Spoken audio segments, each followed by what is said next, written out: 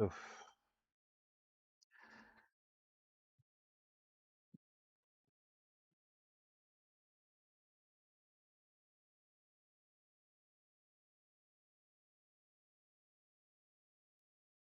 All right, guys. Give me just a second because I forgot to do something. Let's see if the switch between the internet settings would happen flawlessly and without stopping the actual live.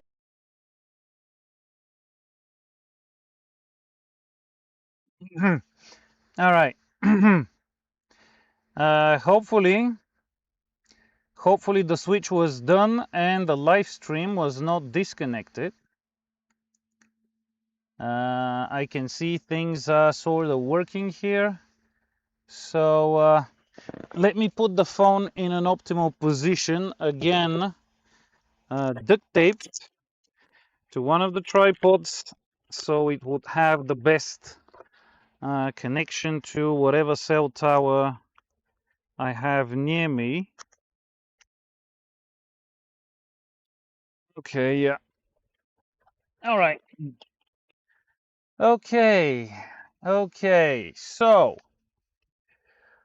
well, surprisingly today, as you can probably not imagine, I was able to get a lot of things running and working at the same time. We will be able to switch, if all goes according to plan, between the C view and the walk snail view. Now the thing is, while testing the HDMI cable, and this is the optical fiber one, and it actually works for now. So while testing this, I'm probably gonna have to step away from the whole setup here. So I'm not gonna be able to switch a lot between stuff, but let's see how this goes. I am prepared to switch to the antenna tracker, which reminds me, I need to power the thing. I need to provide it with telemetry, and we've got Mission Planner working. So let's bring up that. Let's see which COM port is disconnected to today. COM port 16. Yeah, that's the one. Started. All right, let's see. Yep, it's seeing the satellites. Home is set. Okay, so what else is new? Well, let me show you. All right, microphone should be working. I hope you can hear me. I can see it moving here, so hopefully you can hear me. Hello, everybody. What was the last time? Was your suspicion correct about the power supply?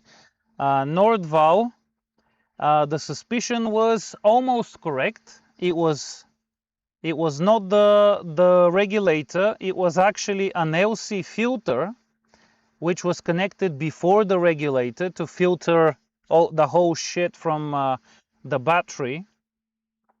And yeah, that's what had burned out, because apparently on 8S the current going through it was less and it was able to cope. When I plugged in the 6S battery and powered everything up for a longer period of time, apparently it became a bit too much for the regulator current wise, because the voltage is now lower, so the current goes up. So basically it fried the LC filter. Theoretically, all of these should be fine being powered from the battery directly, which is what I have done now. So C system, MT11 gimbal and GT2 system all powered from the battery directly, so no more weak links in that regard. Servos are now powered from the T-Motor ESC's BEC, which is capable of providing 10 amps, which these ESCs have absolutely no chance of of reaching even when stalled. All right, if you can see on the screen here on Mission Planner, or rather here, you can see two battery indicators. Yes, the top one is the flight pack, and the bottom one is a Mavic inner something sensor that I installed while I was dealing with the consequences of the burned out LC filter. And this is on the VTOL side. So finally, after years, it is years of not being able to see what's happening to the VTOL side, we're finally gonna have a look at that, and we're gonna be able to see what's happening to the VTOL as it's hovering. And in theory, because you can't really calibrate anything on that sensor, it's connected to the I2C line, it should be almost perfect. The voltage it is showing is slightly below what my multimeter shows, but then whether my multimeter is accurate is a debatable topic. All right, so the views you will be enjoying today, the MT-11 right here. This is the gimbal that's right at the front of the plane.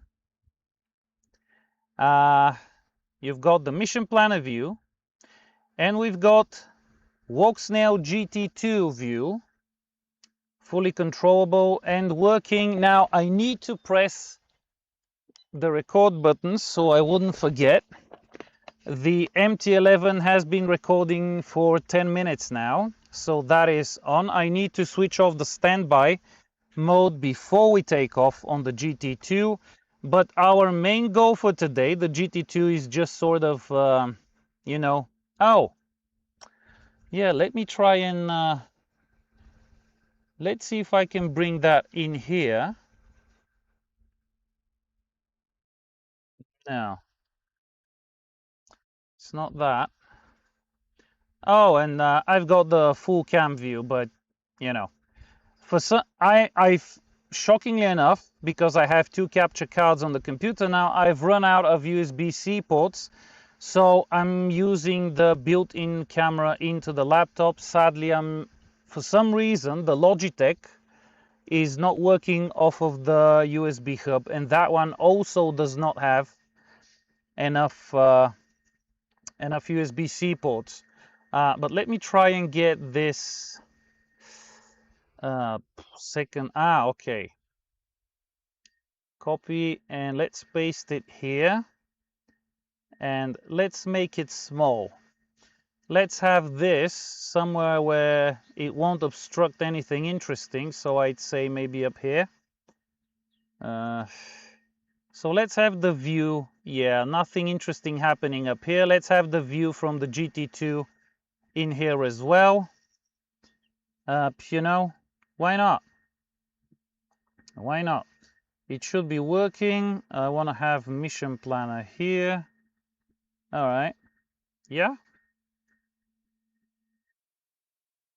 So everything's working on the same screen. This is awesome. All right. So I think we might be ready to go.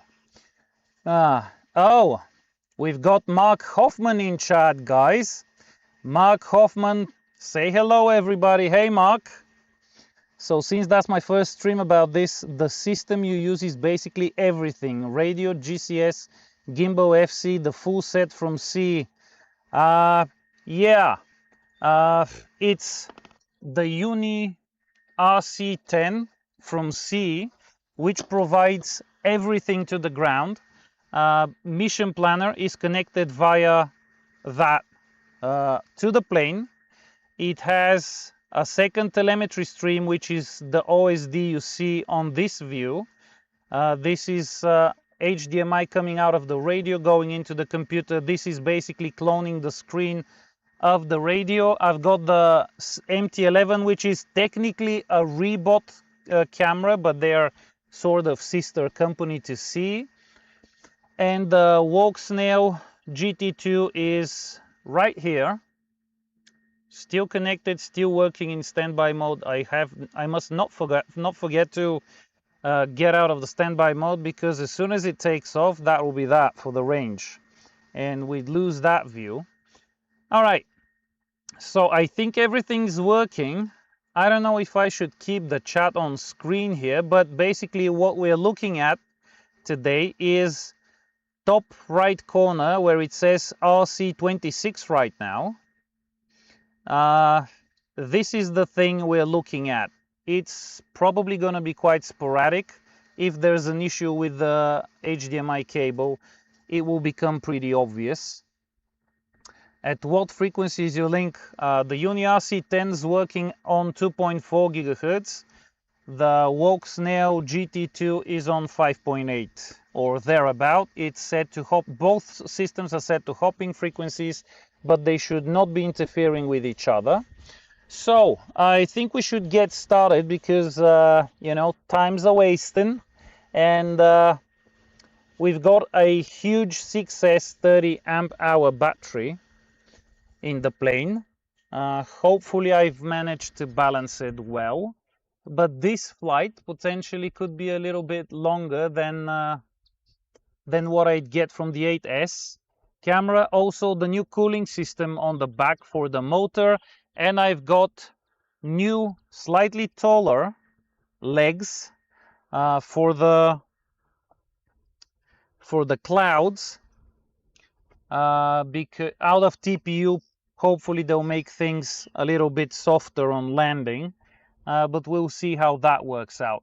All right, let me move the plane away from me because it's sitting very close here. I want to put it somewhere in grass because it's very dry out there on the street, and it will pick up a lot of dirt. So yeah, let me get the plane. Let me just quickly show you, if at all possible. I don't know if you can see it. This is the cooling contraption I came up with for the motor. We'll see how that works, and also the new legs printed out of white TPU. Okay, let me try and put this somewhere. Okay.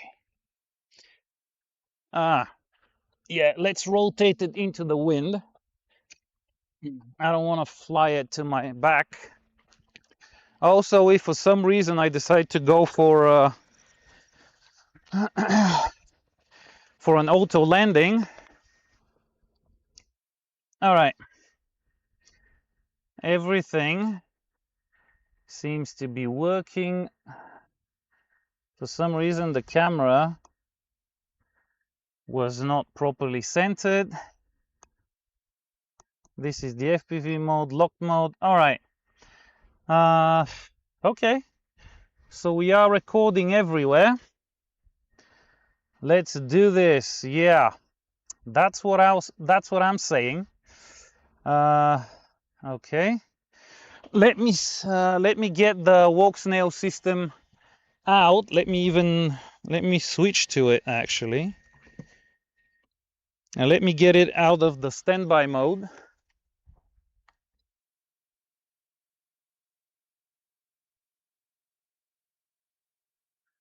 All right.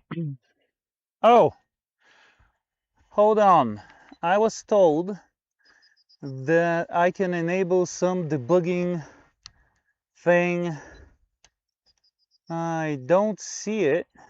Wait. Debug on. Let's see. What does that? Oh, okay. Ooh. All right. Might as well have that on the screen as well. I mean, as much information as we can get, right? And maybe for the benefit of it being shown and recorded, I'm going to move the chat over here. So we have a chance to see everything. Voltage, temperature, 68 degrees. All right, that's not bad. In theory, it should be at the lowest setting, 25 milliwatts, I think. Quiet John has joined the chat. Greetings from Maryland, USA. Hey, John, we're just about to get this show on the road. All right, so let's switch to this. Let's arm the thing.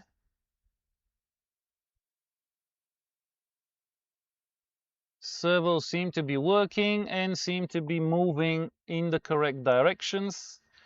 Propellers running, fly-by-wire, and finally Q-hover, which is my preferred takeoff method. Let me just pull the 3-meter optical fiber HDMI cable. It is very long.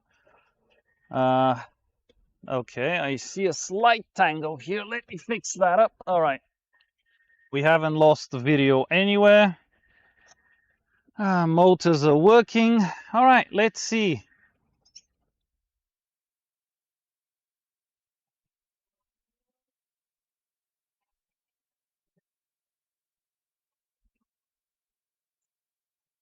$63 amps. Okay, I can live with that.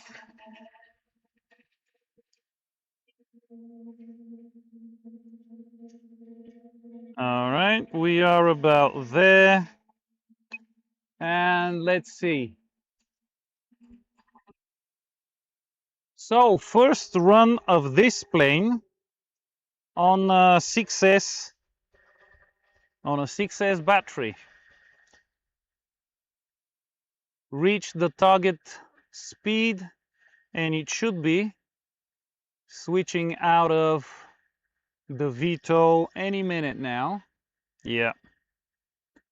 All right. 22 amps. I may be pushing it a little bit too much, but I'm gonna put it in cruise mode in just a second, and we're gonna see how it does on its own. Come on, cruise mode. All right, so let's see, altitude. Maintaining altitude is jumping up and down.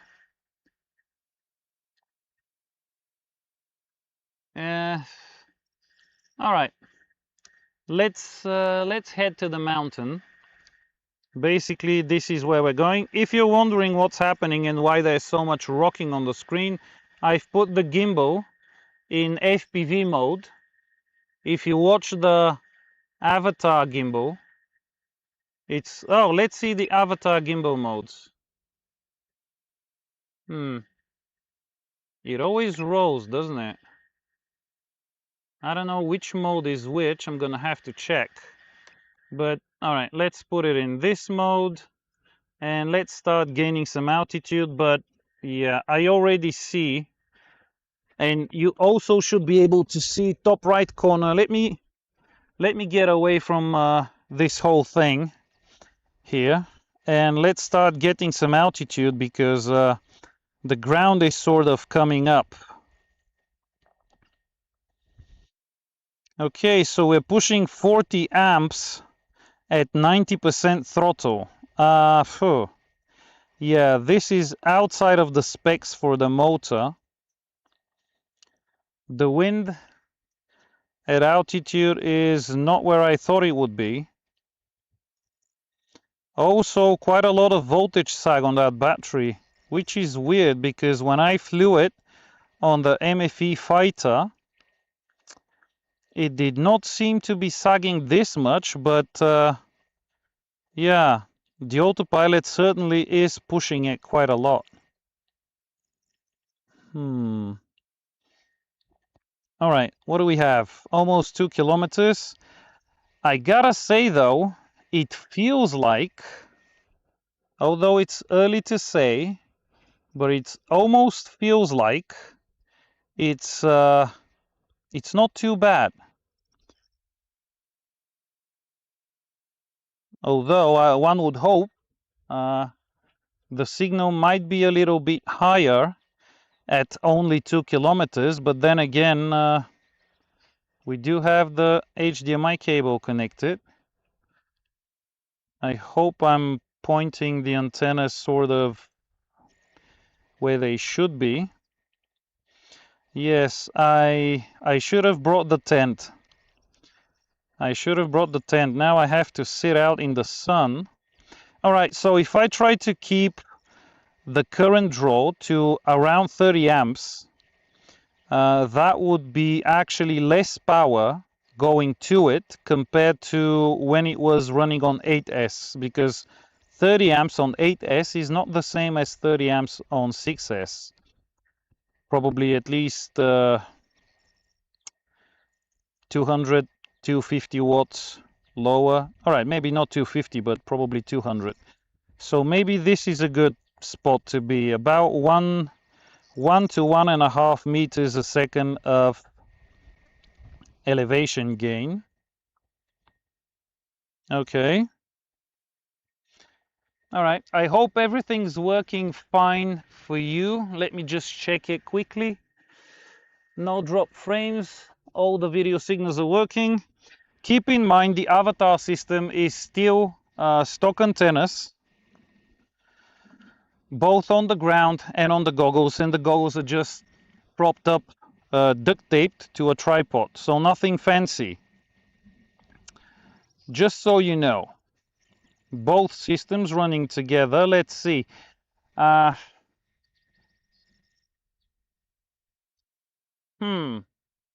some reason, the tracker is not tracking, even though it has its home point set, which is weird. So if I have to switch over to the tracker, I might need to look into that.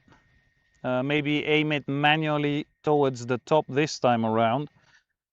Don't worry, I have a second one. Not here, not now. It will be a lot more tedious to swap antennas. Okay, so I'm not really certain, but it feels like the HDMI cable, this one, does not cause nearly the same amount of interference, but it's still early to say. 5 kilometers and the RC is already down to 7. I don't think that's how it's supposed to be. Also, I might need to do some circling to gain some altitude because, you know, 300 meters is not ideal. Not ideal at all. So let's try and push it. The motor's been slacking off. Let's try and keep it around 30 amps. It will jump up and down. Oh yeah. It's starting to drop off. This is really annoying. Although I feel like, let's see how this goes. I don't want to speak too early, but I feel like there's still an issue there.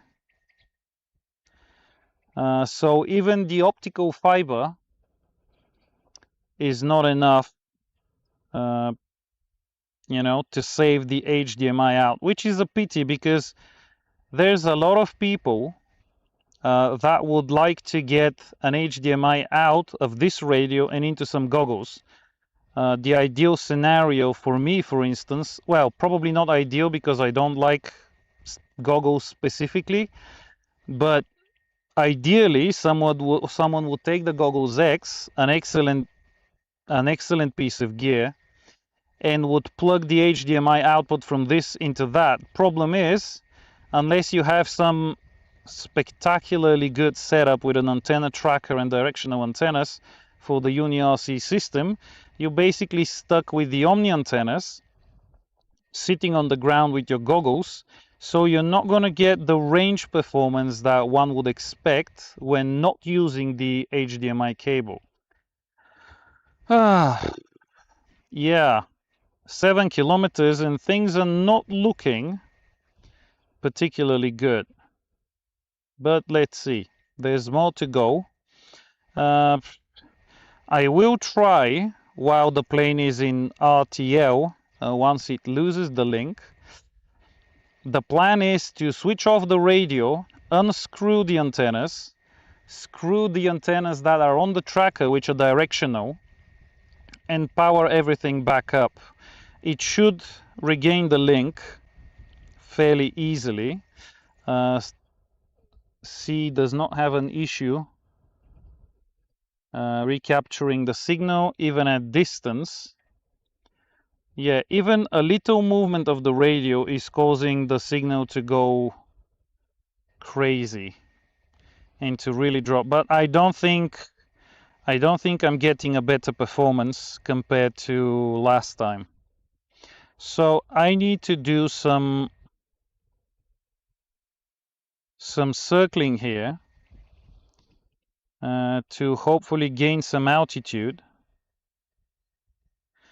I don't want to burn out the motor following the overheating issues that I discovered last time with the 3D printed mount, but in theory, with 100% more cooling openings opened up on the bottom of the motor and NACA ducts or something or air scoops, call them whatever, grabbing air and forcing it in there, in theory, it should be running a lot cooler now. Now the problem is, if I try to baby the thing, it will take some time to gain the altitude. That is one of the reasons why I am really seriously considering. Okay, this gimbal orientation is really annoying. I don't know, how is the... Yeah, you see, this is a clear indication of the HDMI cable causing problems. Video is crapping out, but the telemetry and the control are fine. And you can see the telemetry moving, the plane circling around, while the video is frozen. That is a very good indication of the HDMI cable interfering with the signal, because, as it happens, this doesn't happen with the HDMI cable outside, like not plugged in. If I unplug it now, the signal would recover, although you won't be able to see that. Okay, somehow we got up to 10. Wow. Let's see, what's he doing? Hopefully not crashing to the ground, but let's make it not nauseating for you lot. Jesus, the bugs are really annoying today. All right, you really need to get going up. Come on, come on. We don't want you crashing into those trees there. Jesus Christ. I'm sitting in the sun. You would think if I'm sitting in the sun, at least these bugs would not be pestering me. This is so annoying. All right, let me do a quick stream check. Okay. Okay, GT2 crapped out for a second. Chat is doing something, but I'm gonna see that a bit later on. Telemetry solid. All right. Okay, so all the radio and video signals are coming to you. Let's keep going. All right, yeah. Gaining altitude so slowly really is annoying. All right, let's stop squirming around and just pick a direction. Let's go this way.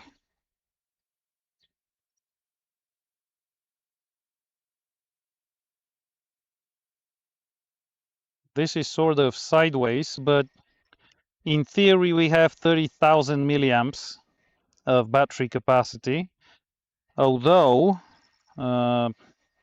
it's getting awfully close to burning through 1/3 of that. All right, let's turn towards home. I think there's a thermal somewhere around here.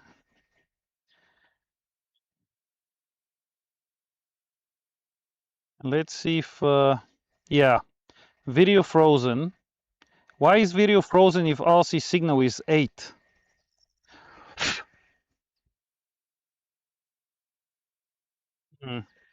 Does the GT have video? It does.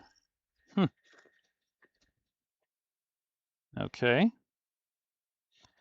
Come on. Why isn't the video coming back?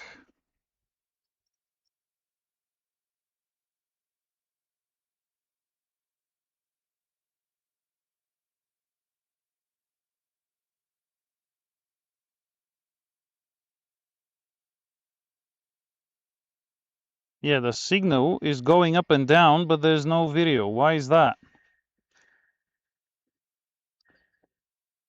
Does the gimbal look like it's working? Yeah, it's rotating. It's stabilizing. But for some reason, the video signal out of it is just not coming through. All right, let's try to...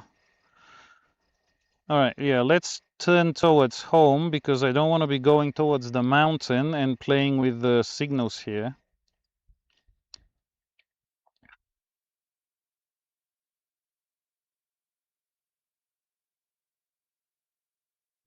And I'm going to switch to the fixed camera in the nose and then try to switch back here, see how that works. All right, let's see. First we switch it off and then R1M. Okay, so the video signal in itself is fine, apparently. Although the quality difference between the two cameras is pretty stark. Also, this one does not do very well with clouds or sources of bright light. All right, so let's go that way because this seems to be against the wind. And let me try to get the MT11 back.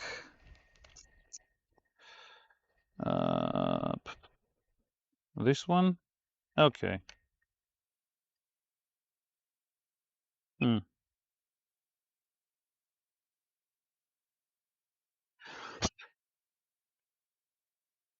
All right, probably something crapped out somewhere. I don't know.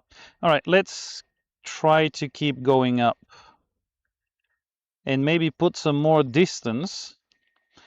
And yeah, look at the signal. I don't think we're gonna... Yeah, it's a bust. God damn it, I hate those bugs. It is a bust. So I'm not sure how siyi can fix that though. Absolutely no clue. Something, I mean, a glass cable running between the radio and the computer should not be messing things up. So what I'm thinking is a process that starts in the radio when the HDMI output is engaged is what's causing the interference and all the signal problems. That's what I'm thinking. I don't know if that is correct. It sounds logical to me. But let me get some more altitude, put some more distance, and I'm gonna switch off the UniRC 10. I'm gonna unplug the HDMI port. Maybe I'll be able to plug in the Logitech camera in its place. We'll see if that works. And I'm going to strap this to the antenna tracker and the directional antennas so we can have some proper fun and really push it. You know, there are no clouds today, so unless we burn out the motor, in theory we should be able to get to the mountaintop, which is another 9 kilometers in that direction. Signal seems to have stabilized a little bit right now for some reason. Let's see how things go.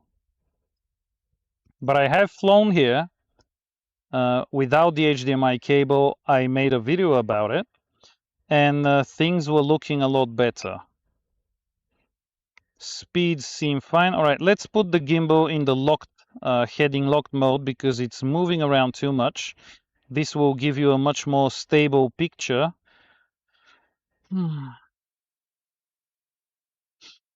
All right, so I feel like things are not as bad as with the other HDMI cables, but they're still not as good as with no HDMI cable. Oh wait, if I'm gonna be switching antennas, I'm not gonna disconnect the HDMI. I'm just gonna plug in the directional antennas. Okay, yeah, forgot about that. Okay, so we need to get to about 170, 180 meters to be sure, maybe a little bit more, to be sure to clear the mountaintop. Let's see if the plane can do it. I still haven't programmed RTL to maintain altitude on the way back. So while I'm swapping antennas around, it will be going downwind. So it will really come back towards home point very fast.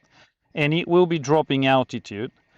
Hopefully I'll be able to do the swap very quickly. The slowest parts are shutdown time and boot up time, and then the reconnection. The video will come first. If there's a good solid signal, there should be directional antennas and all. Parameters should load very quickly. Okay, the signal went down to 0, and okay, bumped up again. I'm constantly swinging the radio about to see if some antenna orientation on the ground might translate into an improvement in the signal. Okay, let's point it here because I'm now starting to see stuff at the top, although we want to be to the side of that. Yeah, the wind is you can see the difference between the FPV mode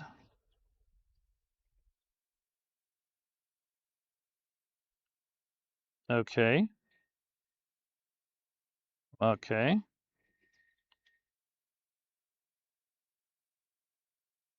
right, it is too close to the surface and it's sort of pushing it down. I'm gonna need to circle around. I need some more altitude. So let's turn around and head home for just a second. And we lost the video again.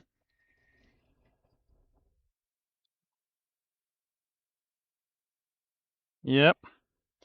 Like I told you, it will be quite speedy on the way back.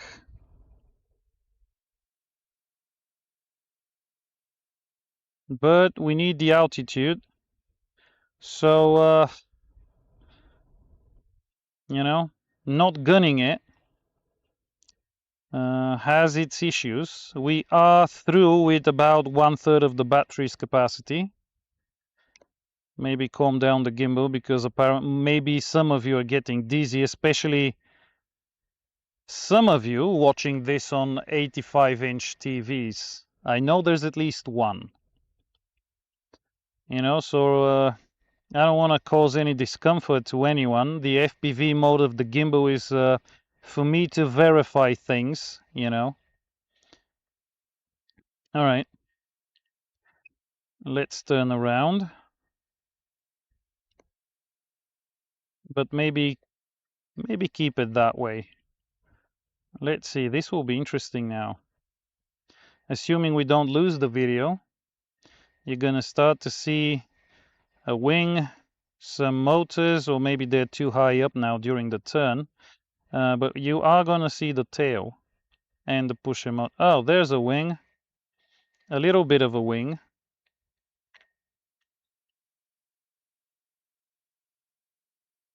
And there's the leg. The landing gear with the new TPU shoe, which despite the lack of duct tape has not fallen off. The wonders of TPU. And there's the walk snail. which seems to be powered up and working. All right, so we want to go slightly off to the side. Let me recenter the camera.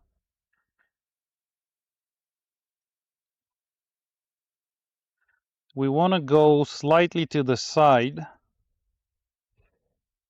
We don't want to fly right on top of the peak, because we actually want to see what's up there. And flying directly on top of it doesn't give you the best view. All right, let me do a quick check. Hopefully I'm not going to lose the signal, although I already lost it. Okay, telemetry is working, GT is working, chat, I don't know about chat. All right, let's move away from the table again. So I haven't stretched the cable to its fullest. There is a bit of a slack, but it is a 3-meter one. Okay. Yeah, I feel like this one is doing slightly better than the other ones, but there is still an issue. Sadly, there is still an issue. I was easily, without an HDMI cable, able to get to 17 kilometers and circle around the peak. Last time I tried without the cable, but sadly I couldn't live stream it. So yeah, funny stuff. But I feel like there's a lot more stability in the signal compared to the other two cables. So optical fibers definitely make a difference. So perhaps those of you that want to use the system with goggles, you should get an optical fiber HDMI cable. I think they come as short as 1 meter length.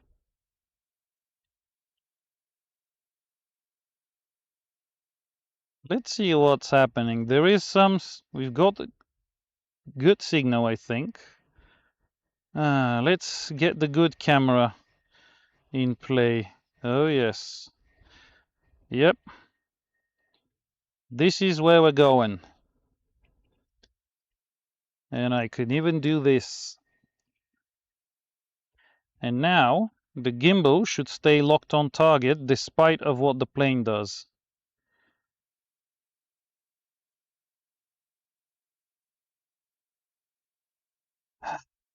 Now the only problem is we should be getting a very nice view of the city starting to emerge from the other side of the mountain, from behind the mountain. Problem is that whole smog and car exhaust shit and everything else.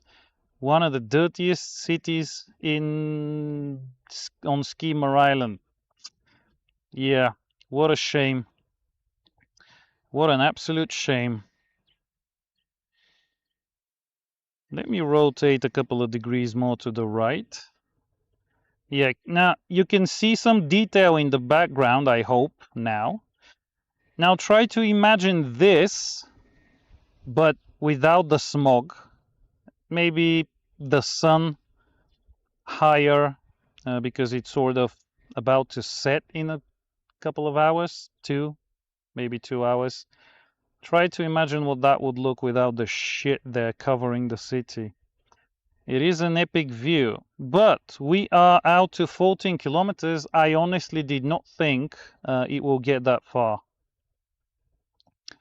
Absolutely did not think it would get that far. The fact that the motor is still pushing it and hasn't burned up, despite operating at like what? Oh, 20 volts, 30 amps, 600 watts. Okay, it might be fine. All right, let's switch off the AI tracking and have a look around. I have been flying with planes up to this place for many years now, but this is my my probably third flight actually getting to this distance with an HD system.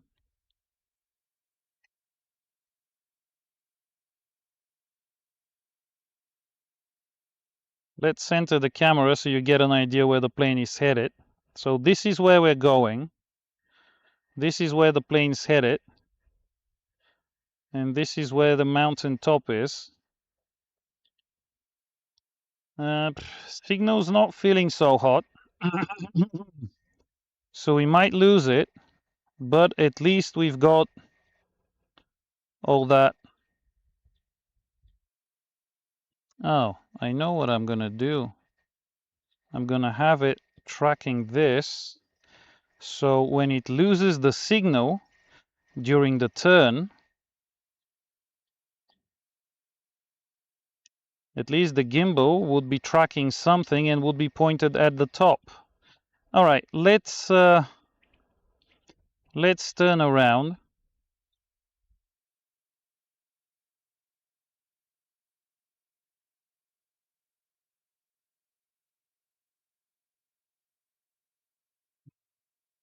Video is not stable enough for me to recenter the gimbal tracking, but let's try to...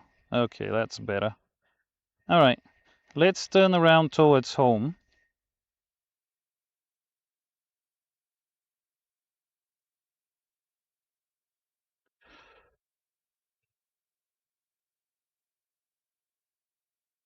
You should be able to see the gimbal still tracking. All right, so the plane is headed towards home, almost. Okay, and I say we get this done. Now, I've been warned not to point the thermal camera at the sun, but I think that is not going to happen in this case. So let's see how this is going to turn out to work out. All right, I am switching the radio off, so you're probably gonna lose the HDMI. And as soon as it's off, I'm going to disconnect the cameras, the antennas.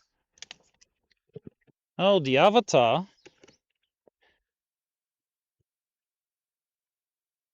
was connected. Come on. I wonder why did the avatar lose the link? Or maybe the gimbal. Okay, let's point this in that direction. Oh, it's not the tracker's not getting telemetry for some reason. Ah, yes, because it is disconnected. But why is the avatar black? I don't get it. All right, let's see what happens when this boots up. It is pointed at the top. So, yeah. These antennas. Oh. It is? Oh, crap. I forgot to stop the screen capture. Crap. But I have a green light, which means it has regained the signal.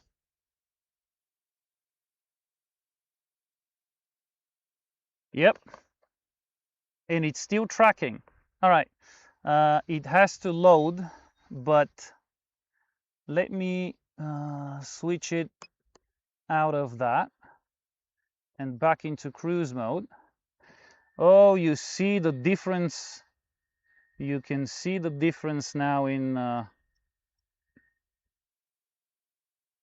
the signal. Let's turn around. It is windy though.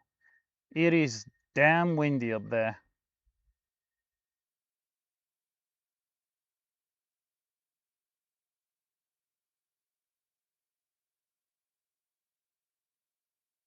Oops. Okay, let me center the gimbal so yeah, overshot it a little bit. It did not lose too much altitude, which is nice. All right, so let's try and gain some more. Now I can at least sit down here. Let's switch over to this. Yeah, it's not doing so hot, is it? Hmm. I I could not see at the furthest point if there was actually, but look at this, 13 kilometers with the directional antennas, and we are sitting at 11. Let's see if this connects. Oh, something's happening. It connected. All right, so you get to see mission planner loading parameters from 40 kilometers away. And let's see if this will give the tracker its signal back. Yep. It's not moving, but at least it's got the signal. All right. Now I don't want to end up behind the mountain because that would be a disaster. So I'm going to keep pushing it a little bit. Clouds are coming in, but I don't think the battery would last that long. There are some beautiful views up here. I have to admit to that. Oh, wait, you're not seeing the views. Hold on. There. And this is second. Yeah, okay. So it's sporadic. The GT2 is not at its best. I'm not sure what I can do to make it better though. It is, oh, I know. I can actually rotate the goggles and point them up a little bit. Yeah, recovered a couple more frames, but or maybe the whatever telemetry sync it has been lost. All right, let's have the gimbal track this whole area, and we're gonna fly behind it and circle around just for a nice, you know, sort of all around view of the place. There's a lift coming almost up to there. Sadly, it doesn't work in the summer, only works in winter and only some of the time, which is pretty annoying. Reorienting the goggles seems to have actually helped the avatar as well. The debug information is not showing. I'm not seeing the distance calculation or the air unit voltage, but I can move it. I mean, the controls go through the UniRC system, but we clearly can see the video, 17 kilometers. So yeah, apparently it does make a difference how you orient the antennas on the ground, even if they are supposedly omnidirectional. Oh, yeah, I should start turning, although I'm going to use the rudder so we can do a flat turn. Yes. And try not to get that leg in front of the camera because that would mess up the AI tracking. But look at that, directional antennas, the signal is so much better, isn't it? And the caddx system is working as well, despite not having the benefit of directional antennas. Ooh, airspeed is kind of low. That is not good. That was not good. See, that's why it's important to have all that info on the screen. Airspeed is key here. Let's gain a bit more altitude. Yeah, I think I am very close to ending up behind the mountain if I have an accurate idea of where I took off from.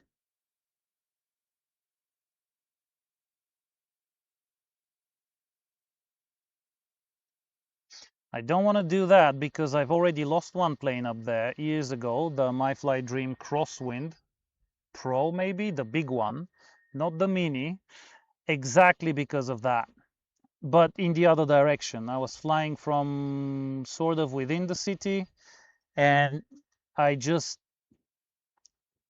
was following, doing low proximity flying at the top of the mountain, and you know, I did not realize how I ended up behind it, but the fact is the plane never came back. So I want to get a bit more altitude. I think that bowl, let me zoom in on that. Let me disable the tracking for a second there. I think the bowl is the radar for the airport. Apparently, does not seem to affect an HD system at 2.4 gigahertz too much.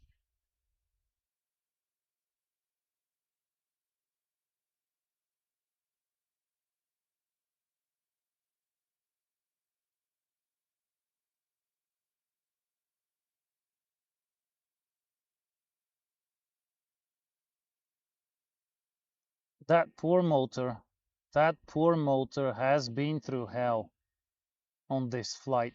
Like, it spent the whole flight almost at 30 amps, which is something the specifications warn against. It said 30 amps up to 3 minutes, and it's now been at least half an hour with it being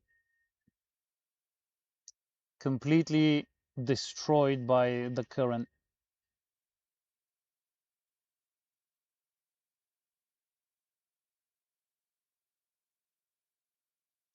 The avatar seems to be working.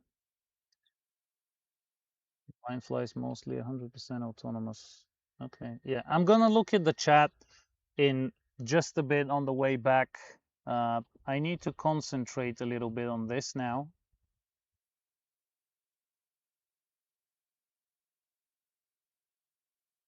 Oh yeah, I was gaining altitude. How can I forget that?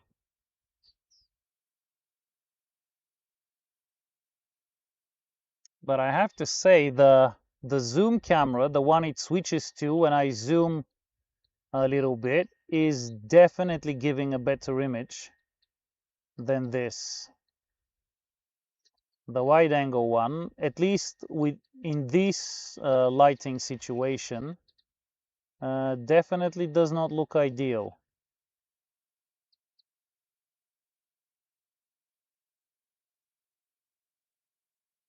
I'm glad to know it doesn't tiptoe at 15 meters a second, but I really don't want it flying there at that speed.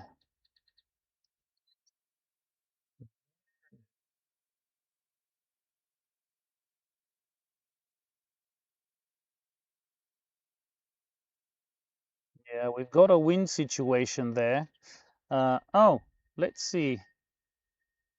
Let's try this. Nice. But now it lost the tracking because I switched to this stream. All right, let's have a look around. This is the thermal camera. I should not be pointing it towards the sun, so hopefully I'm not going to forget that.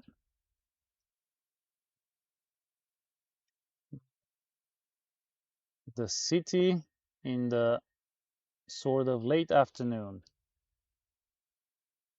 Yeah, hot spots. I'm guessing this is all of the building faces that are towards the sun. PC isn't charging. Okay, so one power bank has run out. I'm gonna have to... Oh, I forgot to link the zooms. There. Although the thermal zoom is... Oof, Not doing it any favors, that's for sure.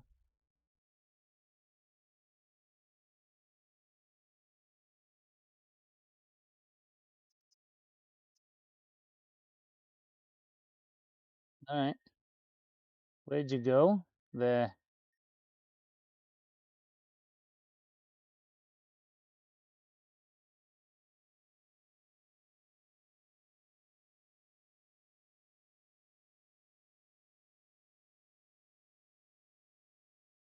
Of course, no clouds above me.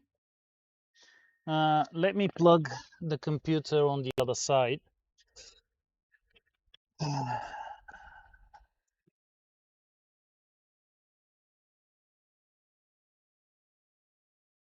Yep, it's charging now, and it's now drawing energy from the solar system.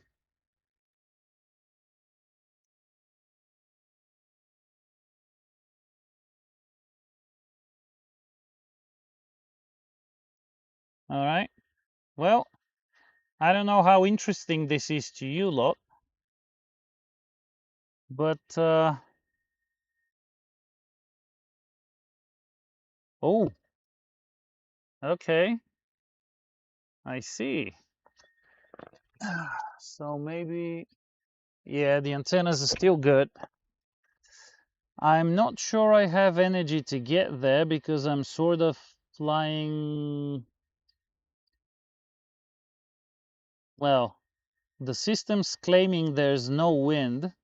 I feel like I'm in some airplane corridor there. Although depending on where the wind is coming from, I haven't seen any planes there, so maybe they're taking the direct route towards the airport. I don't think the avatar system is working though. No.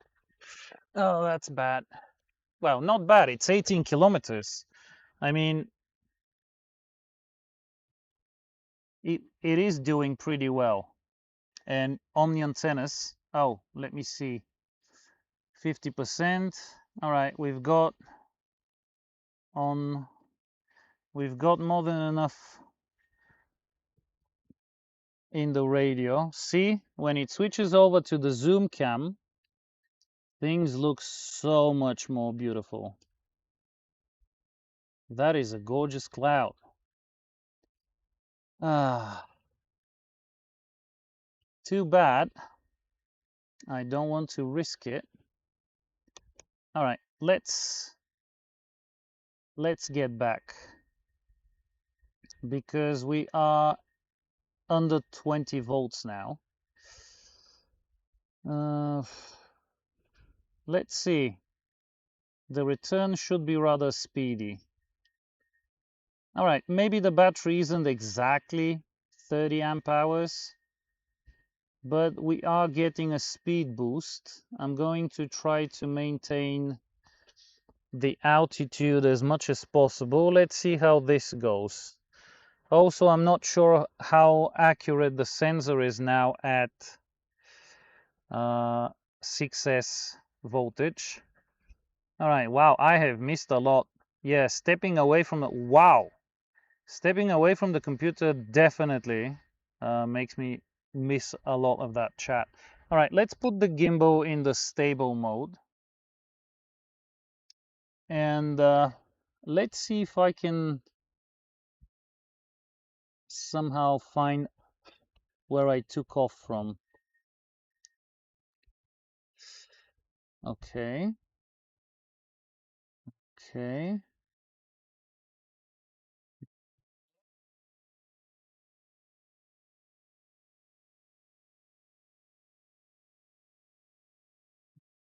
Come on, focus.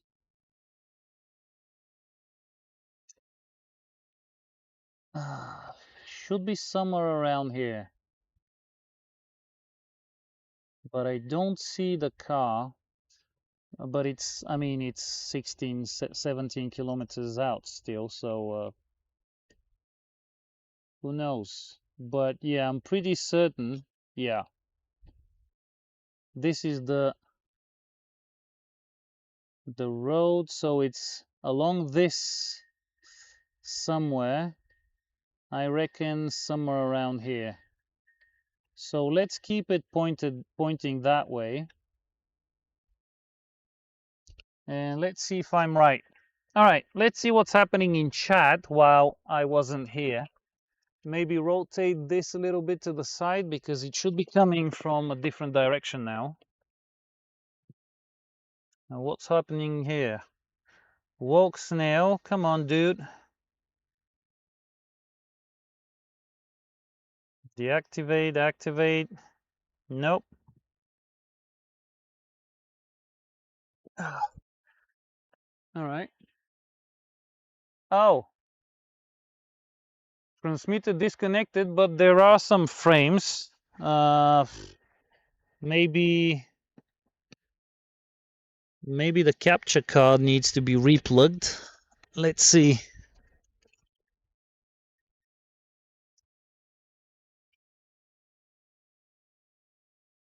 Nope. All right. Well, the goggles see it. It's hopefully recording, although the goggles are recording unless it regains the signal fully. The video transmitter is not going to be recording. See, that is the issue I have with this system. It is not working for some reason. Let's try again. Nope. All right. That's fine. We can do without the avatar thing. Okay. 38 people watching. Wow. Okay. Nice. Let's see what I missed. Okay. Mark's questions. Hello from Iowa. Hello to you too, Scott. Greetings from Maryland. That would be a great time for the terrain radar. I mean, yeah, I can see the mountain on the video, but yeah, we're gonna get there. I'm gonna use it. We go to the mountain. Awesome catching you live. Nice, you can join FTFO. What size and pitch prop do you have on that pusher? It's a 15 by 12 APC, in case Mark is still here and watching. It's a 15 by 12 APC prop. Now we have gone a couple of kilometers closer. Let's see if I can find myself now again. Have another go at it. I think it should be somewhere around here. Right? Does that look like the car here? Right in the center on the road.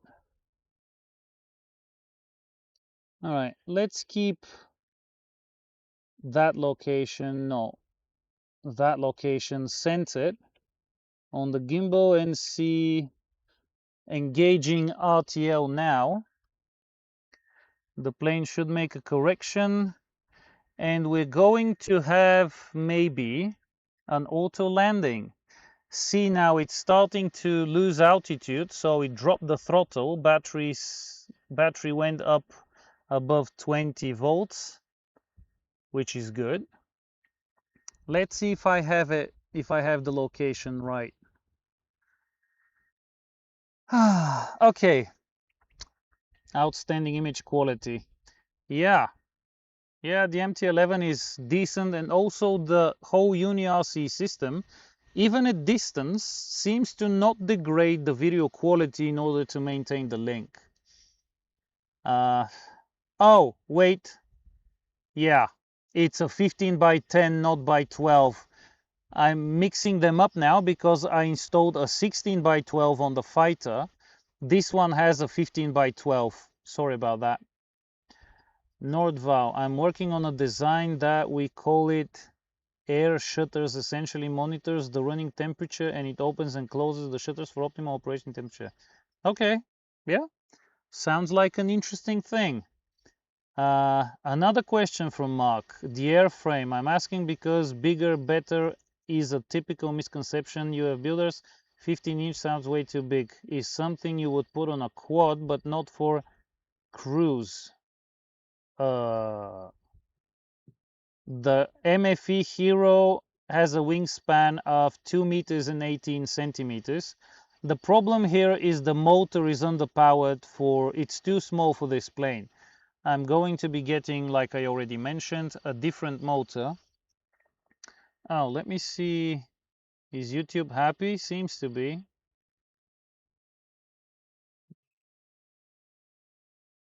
All right, let's get back to Mission Planner and the chat. Do you live in the United States by chance? No, Brad, I do not. For good, for better, for bad or for worse, or maybe for good, I do not live in the US.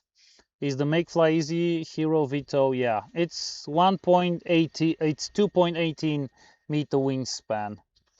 I live in Bulgaria, but like I've said many times, I fly on Schemer Island where drone regulations are quite relaxed. Yes, yes. I'm looking at the manual, but no prop spec given anywhere. Way too big. That explains the motor burn up and the 30 amp cruise. Well, the motor hasn't burned up yet. These T motors are pretty resilient, but it was getting hot. It was melting the 3D printed mounts, hence why it now has an aluminum one. And the 3D printed thing is just a slip-on, the aluminum, to grab air for cooling. Actually, 15-inch is what MFE have said this plane should have, and that is the largest size that actually fits inside the box. I think I will be moving to a larger motor and a larger prop, and hopefully I'm gonna get a bit of efficiency gains from that as well. Is the recommended prop by MFE? Yeah. The 15 by 10 is the recommended by MFE. Now, there is no telling how accurate that is. I mean, every time I get a plane with Chinese CG points set from the factory, I end up moving the actual CG, just like with the Hero, at least 1 centimeter back, because the stock ones are very conservative and are very, very far forward. To the point where, okay, I almost had it there. I was 50 meters to the side. There's the car. Nice. All right. Let's have it tracking that area. Okay, what's your cruise power in level flight in the 65 kilometer an hour range? I have no idea, because up until now I've only done one endurance run. I don't right now recall off the top of my head what the cruise speed was, but most of my flights are just take off, gain altitude, go to the top, fly among some clouds, or do a range test and fly back down.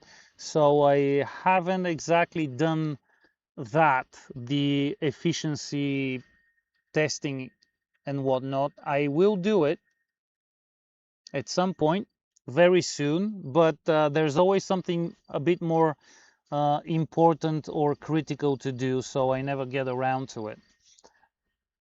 Ranges between 16 and 17 apps while in level flight, but he's climbing. That's 18 meters a second cruise. The manual says APC 15 by 10. Yeah, I got what the manual said because that was the largest prop that would fit in the box. Although I don't store the plane in the box now because of the GT2 hanging below it. I can't be bothered to remove it, all the wiring and whatnot, so I just transport it outside the box. Everything else is inside the box. All right. Mark says, somehow does not sound right to me, but to be fair, I don't know the airframe, but for reference, XUAV clouds with gimbal on the nose, 2 motors and props, extra weight from the, and for some reason, okay, come on, piss off. Extra weight from the parachute. I cruise it. Okay, Mark, let me stop you right there. I have the XUAV clouds. Actually, this morning, it finally made it back to the build table. Because I will be... Bugs everywhere, Jesus. Because I will be bringing it back to active service. The clouds is a whole different beast compared to the Hero. Also, do not disregard the VTOL setup, which the Hero carries throughout the whole flight and generates quite a lot of drag, which also affects cruise draw. Also, that same VTOL setup, if the props don't center properly, let me switch that off now and bring the gimbal. Nope, not towards the sun. That was close. Bring the gimbal up here. See how the prop is?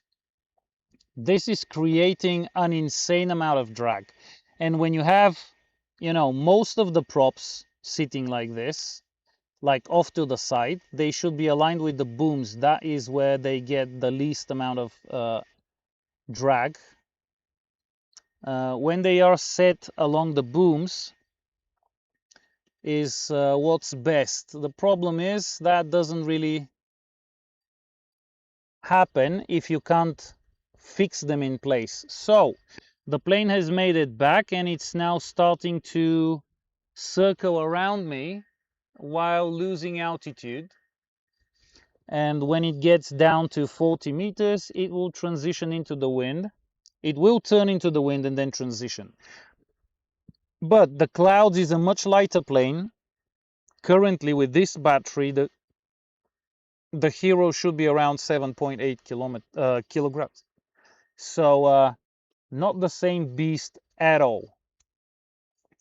All right, so with parachute, cruise at 7 amps on 10 by 10 props, 900 kV motors. So I take it you run 4S.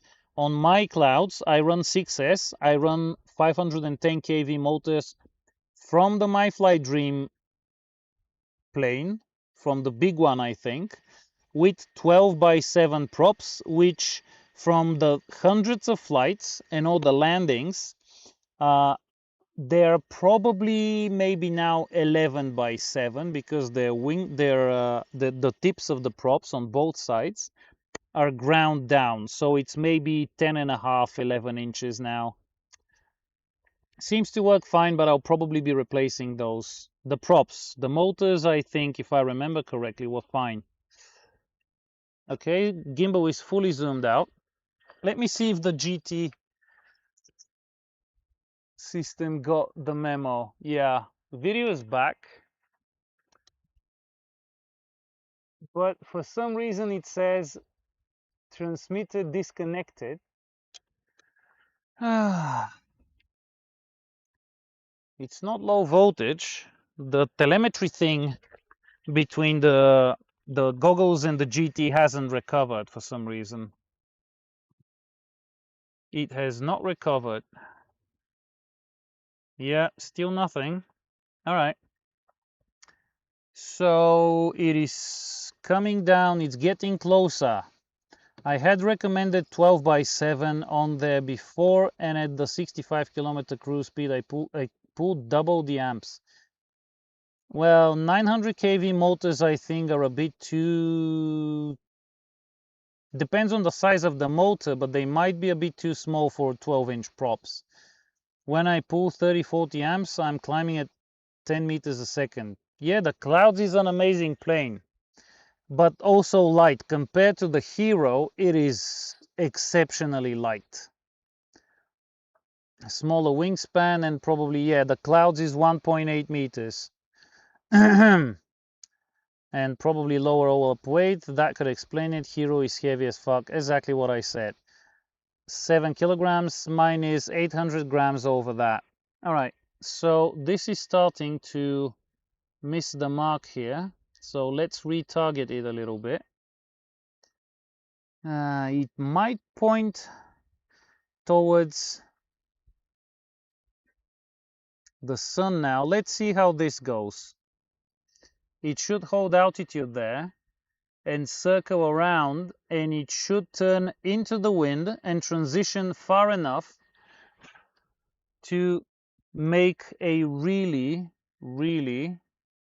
smooth transition and stop, and then land where it took off from, which I hope is sufficiently far away from me, not to have the plane on my head.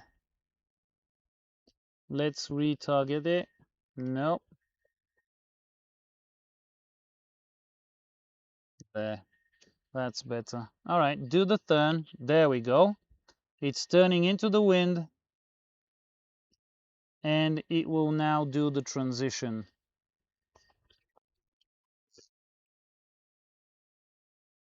Yep, VTOL motor started. It looks like it is right on top of me.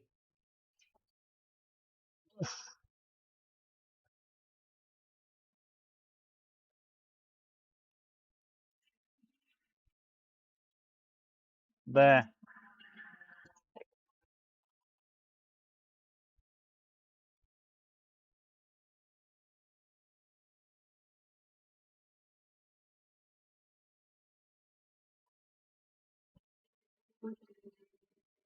Yeah, pretty much where it took off from.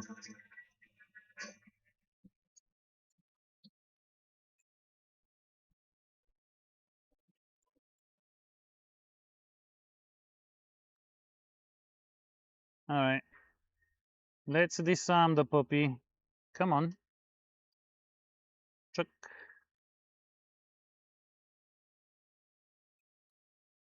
All right. Okay, so let's swing the gimbal away from the sun. Whew. So it is safely back on the ground. A little bit of battery left. If the power sensor is accurate, that would be about 5,000, a little bit less than 5,000 milliamp hours. I'm going to verify that once I recharge it. The charger should put a little bit more than this. Let's see how the walk snail is doing. Wow. Interesting. Nothing. This is completely frozen. All right, let me power cycle it, see what happens.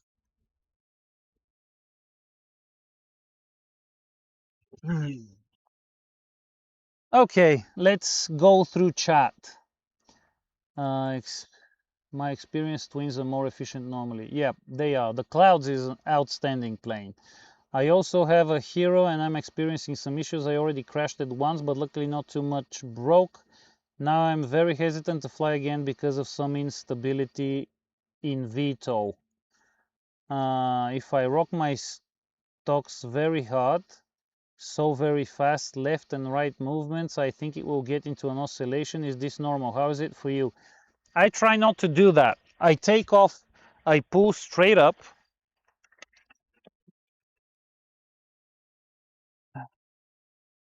Okay, so this reconnected. I am almost certain, looking at how much is in the card.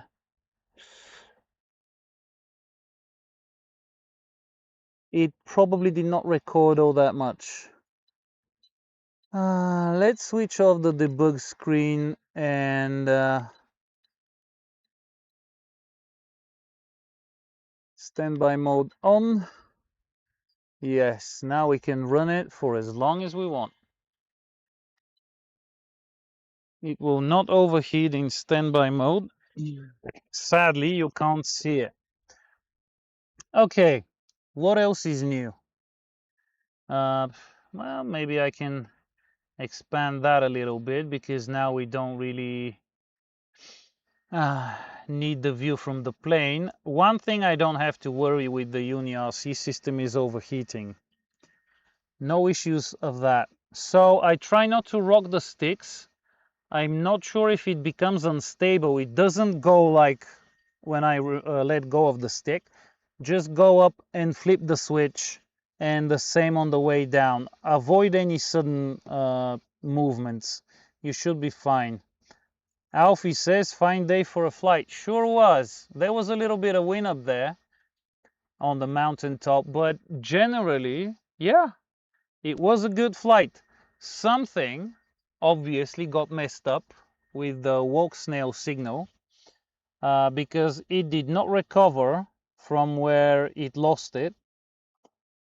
Oh, for crying out loud. And yeah, TeamViewer is auto updating again. I really should switch that off. So annoying.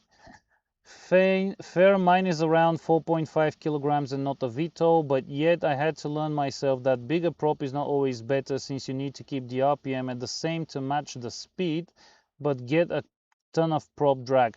Yeah, that's why I will be moving to a larger motor, a larger prop with a larger pitch, which would make the larger prop would make the pitch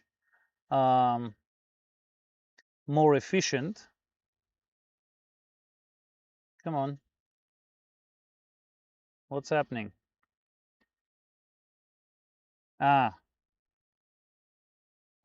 Let's switch that off. Gimbal's still trying to track stuff. Let's see. This should be working. Yeah? All right. Yeah, so we'll see how that goes. But I'm pretty certain I will not have any more cooling issues. Bruno says, I tried to do quick tune, but it turns way too high until some extreme oscillations, after which it resets. I haven't done the auto tune script thingy on this plane yet. I feel like it's a bit too soft for that anyway. But you're about to see on Monday the MFE Fighter. That is a soft plane, at least mine is.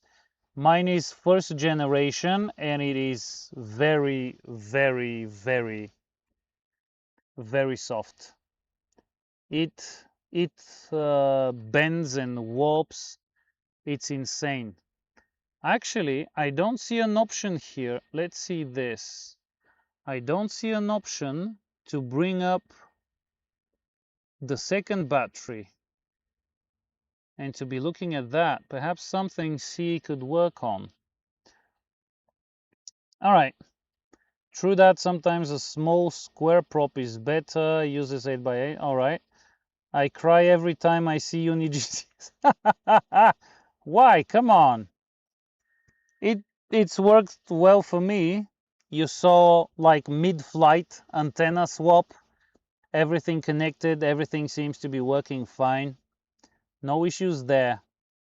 Start with parameters from MFE. No, I would not advise you start with parameters from MFE, because at least on mine, and I use their motors and their ESCs, those parameters caused actual oscillations. So I had to maybe half them to get rid of that.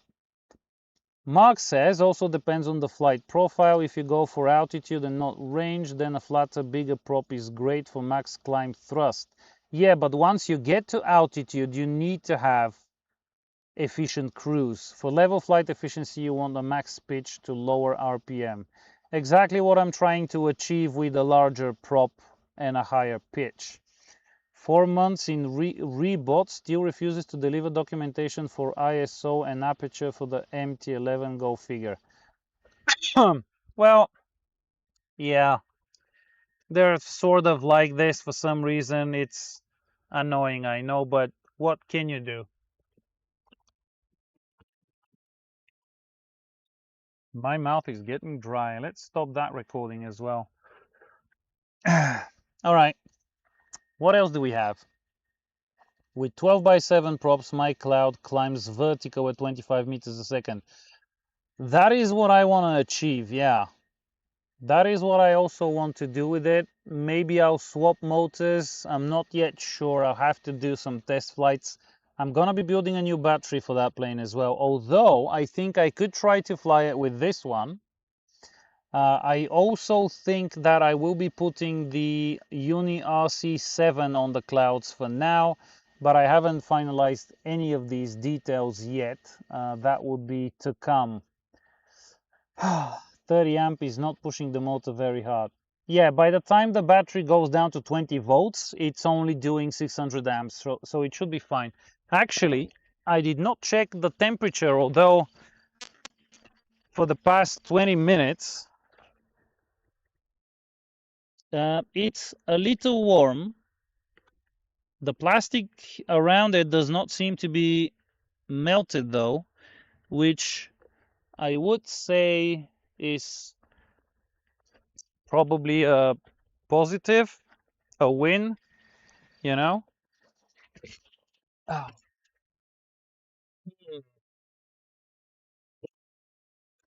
Okay. Did that, but they are not so good. Yeah, they're not, the stock MFE parameters are not good at all. With them have extreme oscillations. Exactly. Then you have some other problem. Mine flies okay with the parameters. Mine did not start okay. Mine did not fly okay with the MFE parameters. Creation 1 says hello, hello, 1 creation. This part without video always makes my heart race. You do enough of those and you get used to it. Don't worry about it. I mean, it flies okay, but in extreme situations where the autopilot demands a lot of fast movement or something similar, it starts to oscillate and won't get out of them. Yeah, something ain't working right. I can't really say what it could be right now or without having the plane in front of me, so very difficult to figure this out on the go. Mark asked if you want, and if it's going through TCP UDP, you can fire up Kite, a sneak peek, it's fine. Oh, okay. It's not going through TCP, it's going through Bluetooth, but maybe we can do that. Let me disconnect Mission Planner since we're already safely on the ground. And I'm actually prepared for this. So lo and behold, Kite ground control. Let's see, serial, we're looking for COM4. Let's see how this works. Let's make it or break it, Mark. Make it or break it.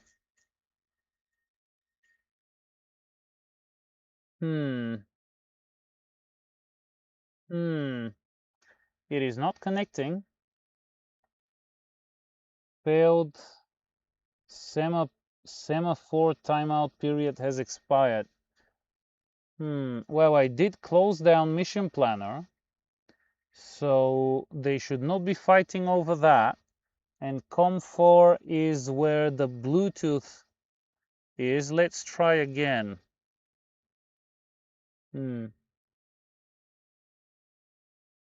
Although, to be completely honest, I did not try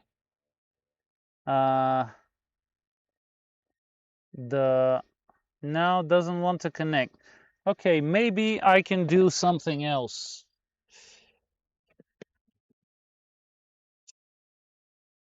I can plug in the LAN cable here, which I've also prepared, although I can't recall the connection settings.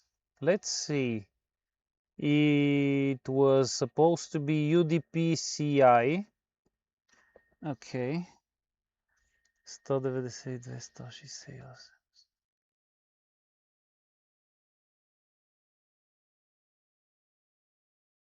Let me see something real quick. Let me bring you up here and maybe move the chat to the other side so it's not obstructing the important bits. The gimbal IP address 144. Okay, so let me try to get this.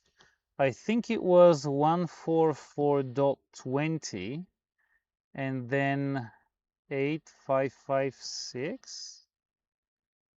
I'm not, or 4. I'm not sure what the port was. Oh, but then again, I have to change the IP address. Oh my God.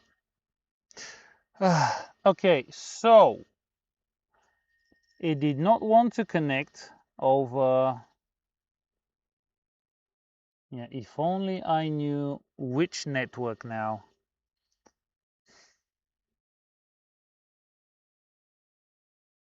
Connected public.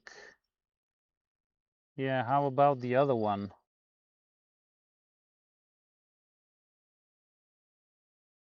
Because I don't want to ruin OBS.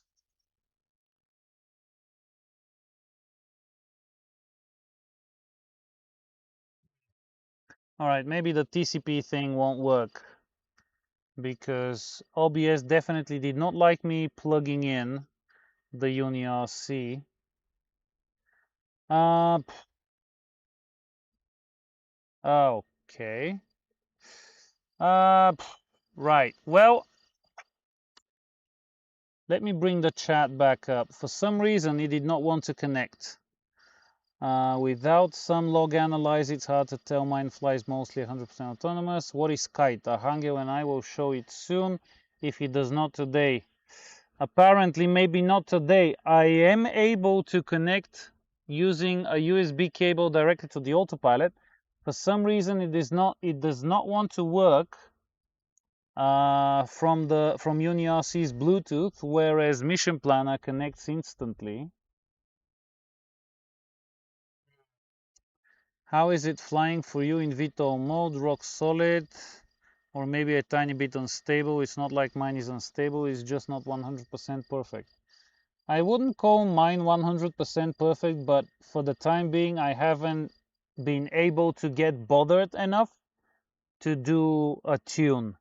Also, I consider this airframe way too soft to actually get any sort of good tune on it, so I'm pretty okay with the current settings, and it seems to get the job done without any issues. So I don't fly in very turbulent or very strong wind situations, so should be good. Rock solid. I normally take off land with Q loiter. You might want to look at Sunny Sky Motors.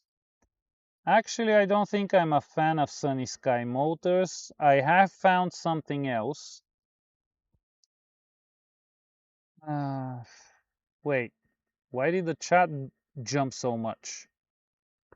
Come on. Phone keeps ringing. All right. Okay, thanks. Do you think C will ever add a time in air instead of time on to the drone farmer? Yeah, actually, I really want that as well. I am not certain if I've raised the point with them, which is a good thing. Let me just put in a reminder here.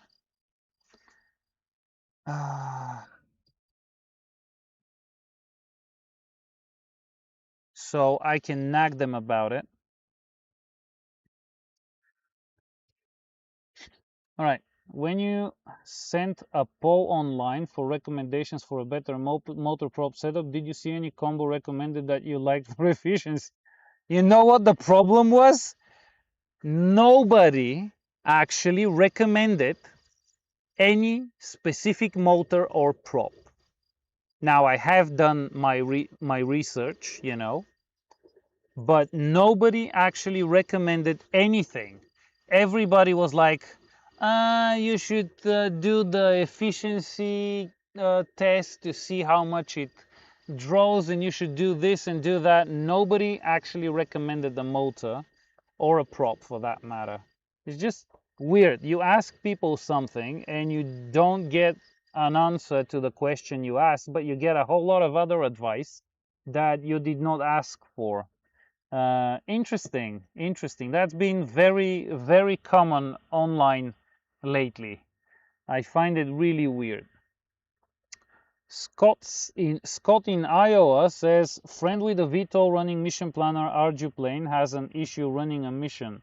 When it gets to a waypoint, it goes into Q loiter instead of maintaining forward flight. Any ideas, anyone? I have no idea. Perhaps perhaps he sets the wrong settings for the waypoint. I'm not sure. It's some settings somewhere. I have not yet done auto missions with this, So I can't really say no experience with VTOL in auto missions. Sorry. Which screen do you use? I'm not sure. What do you mean? Hello from Serbia. Hello. And hello from India. Hello. And Mike is here again. Hey, Mike, how's that V4 coming along? Come on, give us an update. Any other tests since Sunday? I know it hasn't been that long, but would be interesting to know. Mark is still here. That's good. Greetings from Florida. Greetings to you too. Or even a distance traveled. Yeah, I've been nagging about the distance traveled for a couple of years now. Even on because the CFPV had it ever since they released the Uni GCS app, they did not have it. So I have been on their case for quite a while, and they keep promising it will happen, and I'm still waiting. That would be cool. I've been running the. By the way, the Kite GC, when you load the log from the flight, it will tell you total distance traveled for the flight, which is pretty cool. Wait a second, does it have a dedicated VTOL battery? That's cool. Yeah, the battery 2 indicator that was on Mission Planner is a dedicated VTOL battery, so nothing messes up my forward flight testing. Super impressive, great mission completed, congratulations. Thank you. Yes, we actually did prove that the optical HDMI cable is better than a regular aluminum shielded or whatever metal conducting HDMI cable. So good to keep that in mind, though nothing beats a set of directional antennas on a tracker. Okay. Great mission, Nico, well done. Thank you, guys. Is that the build of today? If it does not work, it's fine. Next time, then properly. This is the one you sent me yesterday. I did not update today.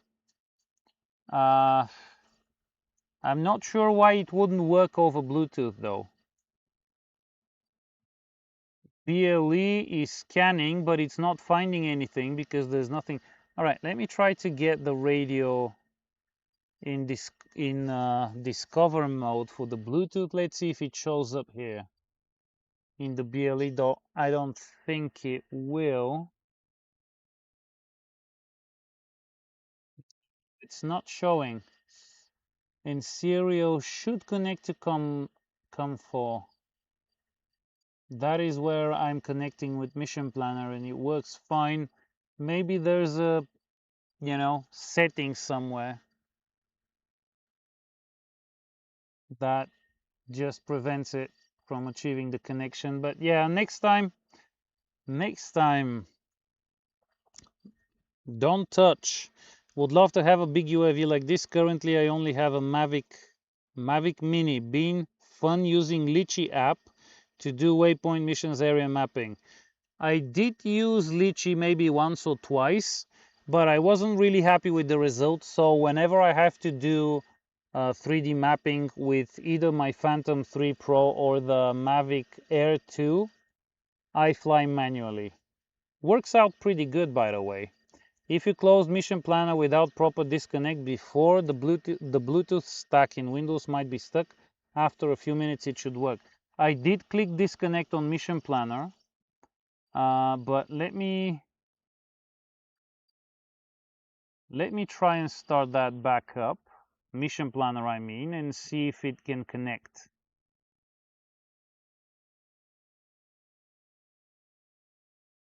Okay, yeah.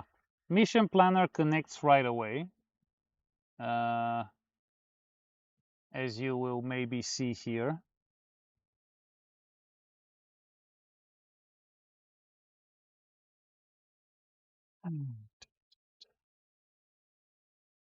There.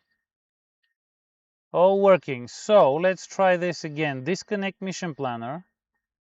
Hopefully that disconnected everything else. Let's switch over to this. And serial COM4, the baud rate is correct. Nope. Doesn't want to do it for some reason. Oh well. Maybe next time. Once we get it running. Yeah. All right, let's see. Let's see. I'm almost to the end of the chat. Did Mike? Is Mike still around? Mike Bigelow, come on.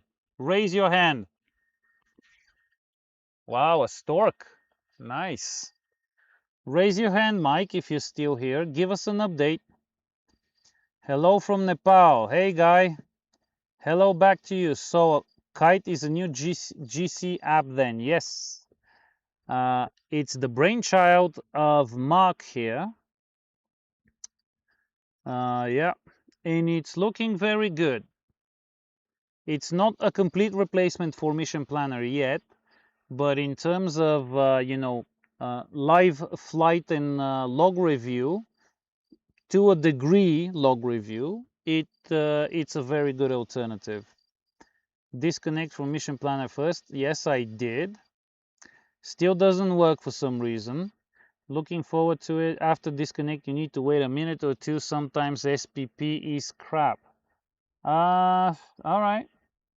Let me close down Mission Planner fully and open Kite again. Let's try to connect. Nope. Still nothing.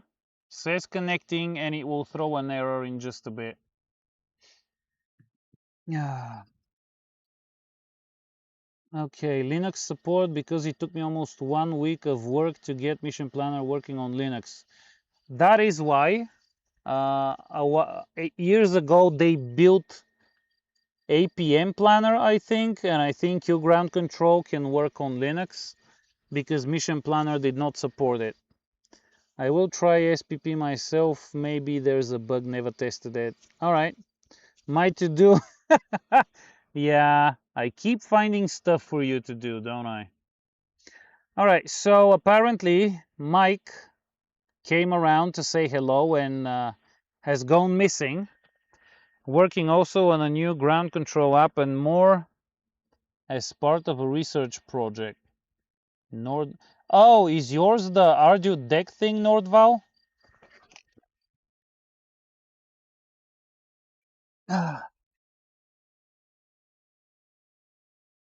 Man, that laptop is pulling 100 watts from my field power supply and it doesn't care. QGC only needed a few patches to work on Linux. Why wouldn't it want to connect? Okay. Stuff, but it's a breezy to work with C++. Only need a few, yeah. Maybe, but I don't like Q ground control. In my mind, it sucks a lot. I can never do a plane setup and prep for flight and all of that in Q ground control. Way too confusing. I don't know. I like the bare bones simplicity and all of that of Mission Planner. I think it's cool. All right. Kite currently handles Bluetooth stereo the same way as physical COM port. That might be the issue. All right, could be. Could be. Okay, so I think we might be done for today, guys. We did test a new 6S battery. Might have gotten a longer flight out of it, actually. We did not waste it completely. We did prove that the optical fiber optic HDMI cable works and works better, creates less interference than a regular HDMI cable, even a shielded one, and yet it does create interference. The flight was not as trouble-free as it could have been with the omnidirectional antennas if the cable is disconnected. So I don't know how C are gonna fix that, to be honest. outside of just coming out with a whole new radio or some hardware redesigning inside. But yeah, yeah, I think we are done for the day. Let's see, not Ardu deck, but it is a new custom written in Tauri. We support Mavlink, but also we're working in a new custom data link. All right, good.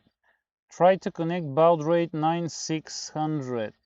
Okay, let me try that. The radio set to 57K though, but let's see. Click.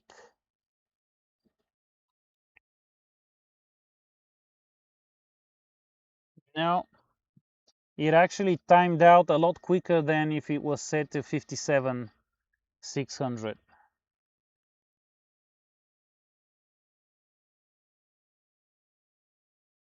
Okay, maybe I should try just telemetry. Let's see what happens if I select only telemetry. Connect. Nope, nothing. It's refusing to play along. I'm certain you'll get it running. You know, there are bugs and everything needs to be tested. No, doesn't want to connect. All right. Damn, I like UGC for the flight view, but for everything, MP is preferred. Yeah. Could be both, I guess. Jason for fun. Do you have Discord? I'm pretty sure that is the location of the antennas. No, everything is the same. I'm sitting here on the ground trying to orient the antennas as best as I could, which is what I do every time. The omnidirectional antennas, that is, it's the same antennas on the plane, same location, same flight direction, you know, same cloudless day. So trying to eliminate as many variables as I could, and still the thing sort of refuses to work properly when an HDMI cable is connected. So for me, that's an issue there. So next time I'm thinking I will connect to UniGCS on the computer, and the radio is going to be just for control and to forward telemetry to the computer. And I'm going to have the LAN cable plugged in though. So it will look a little bit different, but we're not going to have an HDMI cable in there. And we will see if that makes for a better signal. Again, I will try to get to that top, to keep everything the same, like to change as little as possible. But once I'm done with this and I get to start pushing, maybe I should get different antennas or order some other directional antennas to test. I'm not sure these are the best, but if you look here behind me, let me rotate this a little bit. If you look here, right there are like 2 or 3 layers of mountains, especially, let me rotate it even more. Too many cables getting in the way. Yeah, I don't think you're going to be able to see that. Okay. Oh, there you go. All right. So right there. Right there. Come on. Stabilize. Right there. This place. This is where I want to go flying next. It is the tallest peak around here. And I've almost been there years ago on analog video. And guess what? Because the video was shit, I was almost at the top, but I thought, because I couldn't see clearly, I thought it's the next peak over, and I thought, well, crap, I'm not gonna be able to do it. So I turned right and I flew along the ridge a little bit, then flew back and landed. And later, when I reviewed the footage from the DJI Osmo Action camera, guess what? I was so close to getting to it, but the crappy analog video failed me. All right, I do not use Discord. We'll be publishing a paper about it. You can add me if you want. Same name as here. Digging out my HC05. Thanks for trying. Not a problem, Mark. Not a problem. Too bad it didn't work. Would have been curious to see how it does. Greetings from America. Don't touch. Greetings to you too, mate. Been following the developments. Unsure about the Tari rewrite though.